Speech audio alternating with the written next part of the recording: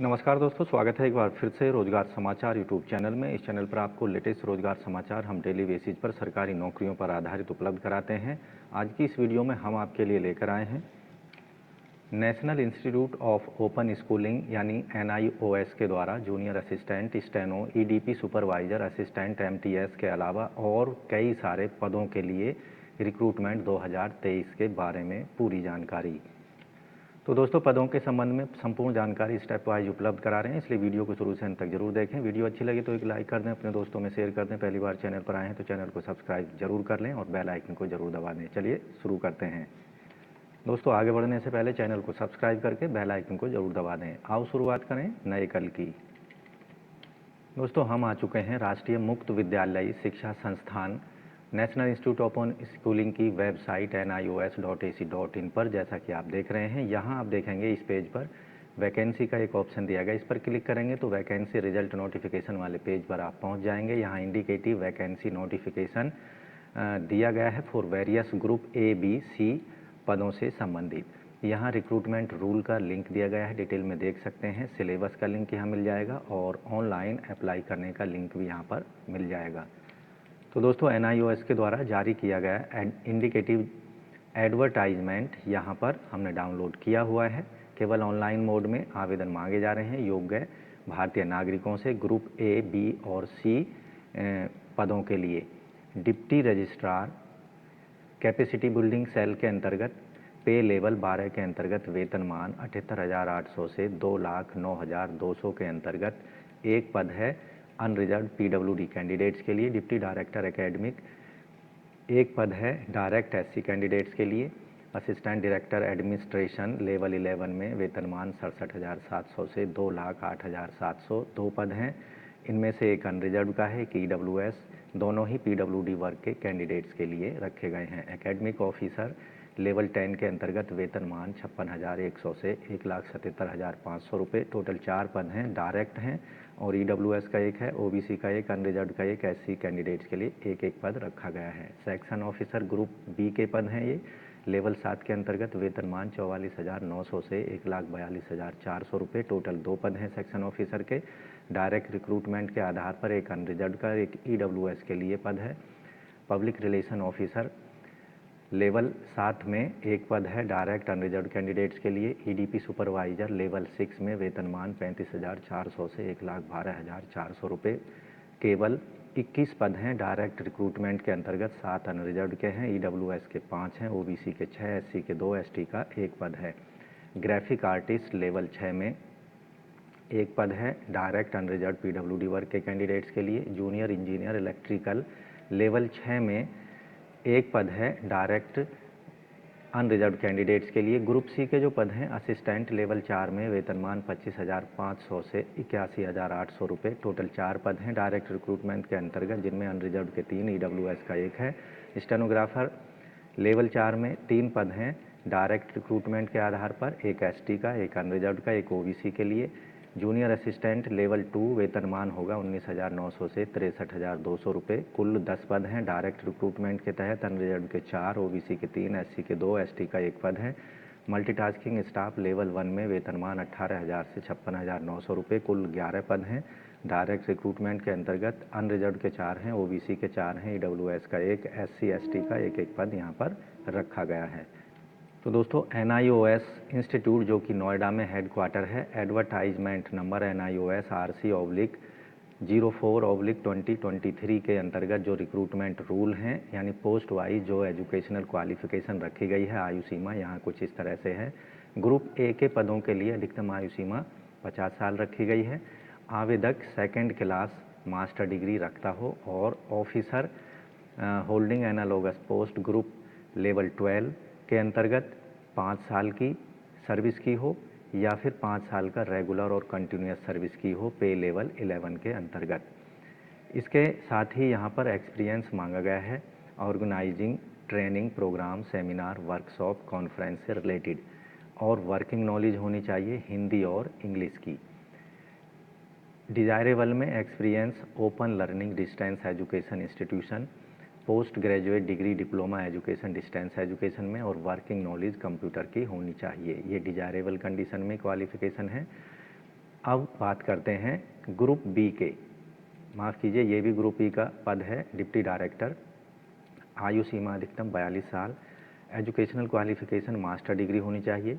Second class में कम से कम 55% marks के साथ में 5 साल का रेगुलर सर्विस पे लेवल 11 में होनी चाहिए, या फिर 10 साल की रेगुलर सर्विस पे लेवल 10 के अंतर्गत होनी चाहिए। Academic administration, research planning, preparation, production of self learning material, text book at school stage, academic and vocational subjects, या फिर वर्क किया हो कैंडिडेट ने रिप्यूटेड इंस्टीट्यूट में, academic vocational training institute centre जो कि अप्रूव्ड होना चाहिए AICTE के द्वारा। तीसरी कंडीशन है कंप्यूटर ऑपरेशंस की नॉलेज होनी चाहिए, एक्सपीरियंस होना चाहिए, seminars, conference, orientation programme organise करने का, और यहाँ पर वर्किंग नॉलेज होनी चाहिए हिंदी और इंग्लिश दोनों में। असिस्टेंट डायरेक्टर एडमिनिस्ट्रेशन के पदों के लिए अधिकतम आयु सीमा 37 साल है। आवेदक ने सेकंड क्लास बैचलर डिग्री प्राप्त की हो, 5 साल का रेगुलर सर्विस की हो पे लेवल 10 में, ग्रेड पे 5400 के अंतर्गत, या फिर 8 साल की कंटिन्यूस रेगुलर सर्विस की हो पे लेवल 7 में, पे मैट्रिक्स लेवल ग्रेड पे 46 के अंतर्गत, या फिर यहाँ पर आप देखेंगे एक्सपीरियंस होना चाहिए कैंडिडेट को एडमिनिस्ट्रेशन इंक्लूडिंग HRD और फाइनेंस अकाउंटिंग का, या फिर एक्सपीरियंस होना चाहिए एग्जामिनेशन, इंटरनल असेसमेंट बोर्ड या यूनिवर्सिटी के अंतर्गत, या फिर एक्सपीरियंस होना चाहिए student support services including school administration और स्कूल मैनेजमेंट से रिलेटेड। तीसरी कंडीशन है आवेदक को सेमिनार, कॉन्फ्रेंस और licence with various government non government agency के अंतर्गत ऑर्गेनाइजेशन का ऑर्गेनाइज करने का एक्सपीरियंस होना चाहिए। वर्किंग नॉलेज हिंदी इंग्लिश और वर्किंग नॉलेज कंप्यूटर ऑपरेशंस की होनी चाहिए। एकेडमिक ऑफिसर पैरामेडिकल कोर्सेज के अंतर्गत आयु सीमा अधिकतम 37 साल। आवेदक ने मास्टर डिग्री की हो 55% अंकों के साथ में। वर्किंग नॉलेज कंप्यूटर ऑपरेशंस की और वर्किंग नॉलेज होनी चाहिए हिंदी इंग्लिश की। डिजायरेबल रखा गया है यहाँ पर PhD या MPhil होनी चाहिए रिलीवेंट सब्जेक्ट में।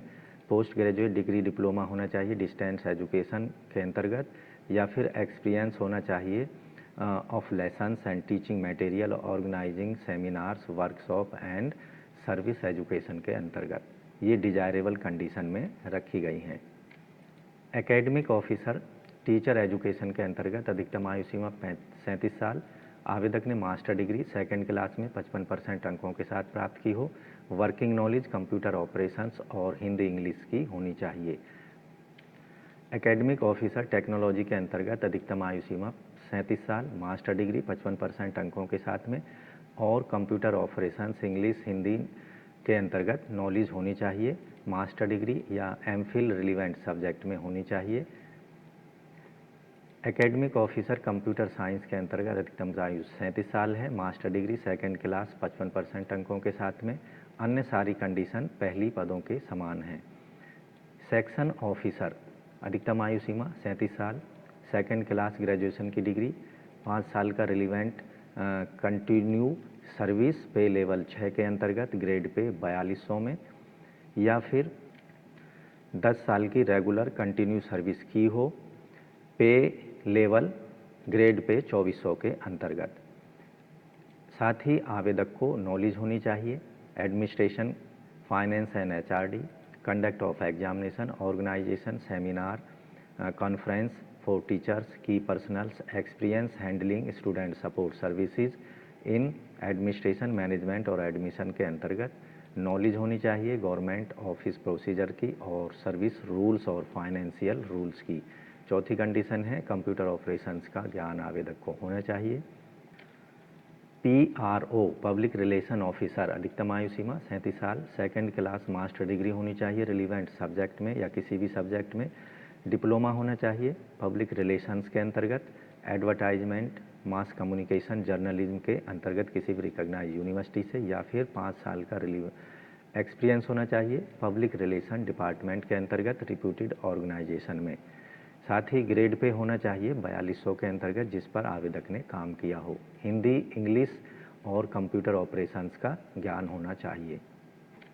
ईडीपी सुपरवाइजर के पदों के लिए अधिकतम आयु सीमा 37 साल है। आवेदक ने बैचलर डिग्री की हो किसी भी रिकॉग्नाइज्ड यूनिवर्सिटी से with post graduate diploma computer applications hardware engineering का, साथ ही 3 साल का एक्सपीरियंस प्रोग्रामिंग और सिस्टम डेवलपमेंट का होना चाहिए रिप्यूटेड फर्म्स के अंतर्गत, या फिर officer of central government autonomous bodies या रिसर्च इंस्टीट्यूट गवर्नमेंट प्रेस के अंतर्गत जो कि एनालॉगस पोस्ट पर रहे हों रेगुलर बेसिस पर 10 साल के एक्सपीरियंस रखते हों ग्रेड पे 2400 के अंतर्गत, या फिर 6 साल की रेगुलर सर्विस की हो पे लेवल 5 के अंतर्गत ग्रेड पे 2800 के अंतर्गत। ग्राफिक आर्टिस्ट के पदों के लिए अधिकतम आयु सीमा 37 साल है। सेकेंड क्लास की graduation degree with diploma fine arts के अंतर्गत, सर्टिफिकेट इन मल्टीमीडिया किसी भी रिकॉग्नाइज्ड रिप्यूटेड इंस्टीट्यूट से, प्रोफिशिएंसी कंप्यूटर एनिमेशन प्रिपरेशन और मल्टीमीडिया पैकेजेज का होना चाहिए। वर्किंग नॉलेज होनी चाहिए हिंदी और इंग्लिश की। जूनियर इंजीनियर इलेक्ट्रिकल के पदों के लिए अधिकतम आयु सीमा 37 साल रखी गई है। 3 साल का डिप्लोमा होना चाहिए इलेक्ट्रिकल या डिग्री होनी चाहिए इलेक्ट्रिकल इंजीनियरिंग में। 3 साल का यहाँ पर प्रोफेशनल एक्सपीरियंस इलेक्ट्रिकल इंजीनियरिंग के अंतर्गत और मेंटेनेंस वर्क का होना चाहिए under central state government university statutory या ऑटोनोमस ऑर्गेनाइजेशन के अंतर्गत। वर्किंग नॉलेज हिंदी इंग्लिश और कंप्यूटर ऑपरेशंस की आवेदक को होनी चाहिए। असिस्टेंट अधिकतम आयु सीमा 27 साल रखी गई है। आवेदक ने 12th क्लास पास की हो किसी भी रिकॉग्नाइज्ड बोर्ड से, साथ ही प्रोफिशिएंसी होनी चाहिए office procedure noting drafting knowledge of government rules regulations की। वर्किंग नॉलेज होनी चाहिए कंप्यूटर ऑपरेशंस की और कंप्यूटर पर 8000 की डिप्रेशन पर आवर्स की स्पीड होनी चाहिए। वर्किंग नॉलेज हिंदी इंग्लिश की होनी चाहिए। स्टेनोग्राफर अधिकतम आयु सीमा 27 साल। आवेदक ने 12th पास की हो किसी भी रिकॉग्नाइज्ड बोर्ड से, सर्टिफिकेट डिप्लोमा होना चाहिए सेक्रेटरेट प्रैक्टिस का। स्पीड होनी चाहिए शॉर्ट हैंड की इंग्लिश हिंदी 80 वर्ड पर मिनट विद कंप्यूटर स्पीड 8000 की डिप्रेशन पर आवर की। डिजायरेबल 3 साल का एक्सपीरियंस वर्किंग एज स्टेनोग्राफर इन एस्टेब्लिश्ड ऑर्गेनाइजेशन और डिपार्टमेंट के अंतर्गत। जूनियर असिस्टेंट के पदों के लिए अधिकतम आयु सीमा 27 साल। आवेदक ने 12वीं पास की हो। वर्किंग नॉलेज कंप्यूटर्स की होनी चाहिए और स्पीड जो होनी चाहिए 6000 की डिप्रेशन पर आवर की होनी चाहिए। वर्किंग नॉलेज होनी चाहिए हिंदी इंग्लिश की। डिजायरेबल कंडीशन में बैचलर डिग्री रखी गई है और सर्टिफिकेट कंप्यूटर एप्लीकेशंस का किसी भी रिकॉग्नाइज्ड इंस्टीट्यूट से। 2 साल का एक्सपीरियंस सिमिलर वर्क में गवर्नमेंट ऑटोनोमस एजुकेशनल इंस्टीट्यूट के अंतर्गत। मल्टीटास्किंग या एमटीएस के पदों के लिए अधिकतम आयु सीमा 27 साल। आवेदक ने प्राइमरी स्कूल पास किया हो यानी 5वीं मिडिल क्लास पास होना चाहिए। अब बात करते हैं एप्लीकेशन फ़ीस की। ग्रुप ए अनरिजर्व्ड ओबीसी के लिए 1500 रुपये हैं। ग्रुप बी और सी अनरिजर्व्ड ओबीसी के लिए 1200 रुपये होंगे। Group A SC ST EWS के लिए 750 रुपये। ग्रुप बी SC ST के लिए 750 रुपये। Group B and C EWS के लिए 600 रुपये और group C SC ST candidates के लिए 500 रुपये फ़ीस पेमेंट करनी है, जो कि नॉन रिफंडेबल होगी। फ़ीस का पेमेंट केवल ऑनलाइन मोड में किया जा सकता है credit card debit card net banking या UPI का प्रयोग करके। इसके साथ ही आपको यहाँ ध्यान रखना है 50 रुपये चार्ज किए जाएंगे ऑनलाइन प्रोसेसिंग फ़ीस के रूप में सभी वर्ग के कैंडिडेट से। अधिकतम आयु सीमा में यहाँ छूट दी जाएगी SC ST को 5 साल, OBC नॉन क्रीमी लेयर को 3 साल, गवर्नमेंट कैंडिडेट्स को यहाँ 3 साल की जिन्होंने रेगुलर सर्विस की है 5 साल तक की छूट मिलेगी। पर्सन विद डिसेबिलिटी कैंडिडेट्स को यहाँ अधिकतम 10 साल की छूट दी जाएगी। कैटेगरी वाइज उसमें जो मिनिमम छूट की दी जाती है उसको भी इंक्लूड कर दिया जाएगा। ऐसे कैंडिडेट जो कि जम्मू कश्मीर के डोमिसाइल्ड हैं उन्हें 5 साल तक की छूट दी जाएगी अधिकतम आयु सीमा में। एक्स सर्विसमैन को अधिकतम 3 साल तक की यहाँ पर छूट दी जाएगी। अब बात करते हैं मोड ऑफ सिलेक्शन चयन प्रक्रिया की। तो आपको बता दें ऐसे पोस्ट कोड जो कि लेवल 7 और लेवल 12 के बीच में हैं उन्हें रिटन टेस्ट के आधार पर शॉर्ट लिस्ट किया जाएगा। जो कैंडिडेट रिटन एग्जामिनेशन जो कि कंप्यूटर बेस्ड टेस्ट होगा ऑनलाइन मोड में, उन्हें इंटरव्यू के लिए कॉल किया जाएगा। इंटरव्यू में जो पास किए जाएंगे उनको फाइनल मेरिट लिस्ट में शामिल किया जाएगा। यहाँ जो रिटन एग्जामिनेशन का वेटेज होगा 80% और इंटरव्यू का वेटेज 20% फाइनल किया जाएगा। इंटरव्यू के लिए हर पोस्ट के अगेंस्ट 5 गुने कैंडिडेट्स को बुलाया जाएगा कैटेगरी वाइज। इसके साथ ही पोस्ट कोड लेवल 6 और लेवल 1 के लिए केवल रिटन एग्जामिनेशन के आधार पर कैंडिडेट्स का चयन किया जाएगा, जबकि पोस्ट कोड लेवल 2 और 4 के लिए रिटन एग्जामिनेशन के आधार पर शॉर्ट लिस्ट किया जाएगा और उन्हें स्किल टेस्ट के लिए बुलाया जाएगा। यहाँ पर भी इंटरव्यू को शामिल नहीं किया जाएगा। मिनिमम क्वालिफाइंग मार्क्स यहाँ पर रिटन एग्जामिनेशन या सीबीटी में अनरिजर्व्ड के लिए 50%, 45% ईडब्ल्यूएस के लिए और ओबीसी के लिए, 40% एससी एसटी पीडब्ल्यूडी वर्ग के कैंडिडेटों के लिए हासिल करने होंगे, तभी उनको रिटन एग्जामिनेशन सीबीटी में सफल घोषित किया जाएगा। अन्य सभी डिटेल्ड इंस्ट्रक्शन के लिए आपको दिए गए एडवर्टाइजमेंट को ज़रूर पढ़ लेना है ऑनलाइन आवेदन करने से पहले। तो दोस्तों, इन सभी पदों के लिए आप ऑनलाइन मोड में आवेदन कर सकते हैं nioscbtexam.in पर जाकर या nios.ac.in पर जाकर।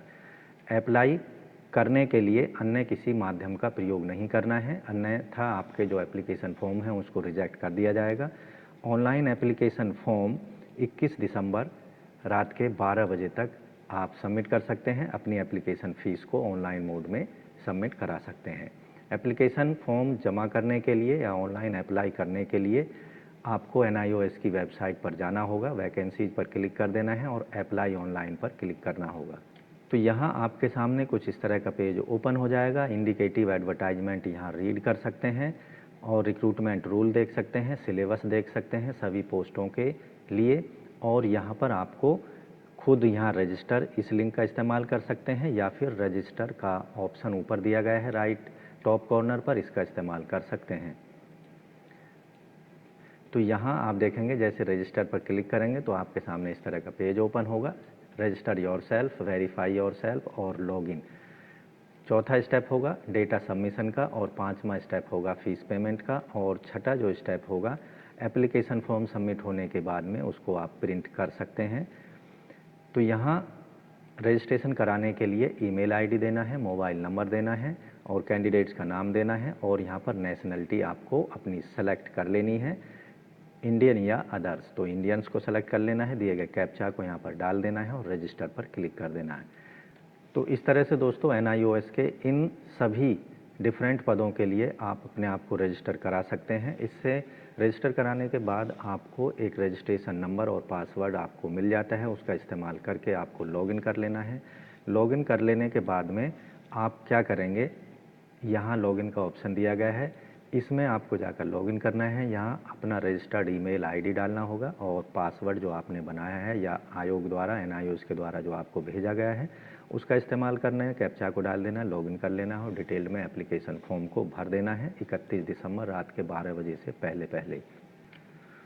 तो दोस्तों, आशा करते हैं NIOS के अंतर्गत इन सभी विभिन्न पदों के लिए दी गई जानकारी आपको अच्छे समझ आ गई होगी। ये भी हम आपसे आशा करते हैं कि अंतिम तिथि 21 दिसंबर से पहले इन पदों के लिए आप अगर शैक्षिक योग्यता क्राइटेरिया, आयु सीमा, एक्सपीरियंस क्राइटेरिया को पूरा करते हैं तो ऑनलाइन मोड में अपना एप्लीकेशन फॉर्म को ज़रूर सबमिट कर दें। अंतिम तिथि ना भूलें 31 दिसंबर है। तो आज की वीडियो में बस इतना ही। वीडियो अगर अच्छी लगी है तो लाइक करना ना भूलें, अपने दोस्तों में शेयर कर दें। चैनल को सब्सक्राइब नहीं किया है तो चैनल को सब्सक्राइब करके बेल आइकन को जरूर दबा दें, जिससे आने वाले लेटेस्ट रोजगार समाचार आपको रोजाना मिलते रहेंगे और आप समय पर ऑनलाइन या ऑफलाइन मोड में विभिन्न सरकारी विभागों के अंतर्गत आने वाले लेटेस्ट सरकारी नौकरियों के लिए समय पर आवेदन कर सकेंगे। तो आज की वीडियो में बस इतना ही। मिलते हैं नए रोजगार समाचार लिए और नई वीडियो में। तब तक के लिए धन्यवाद। आपका दिन शुभ हो। दोस्तों, चैनल छोड़ने से पहले चैनल को सब्सक्राइब कर लें और बेल आइकन को ज़रूर दबा दें।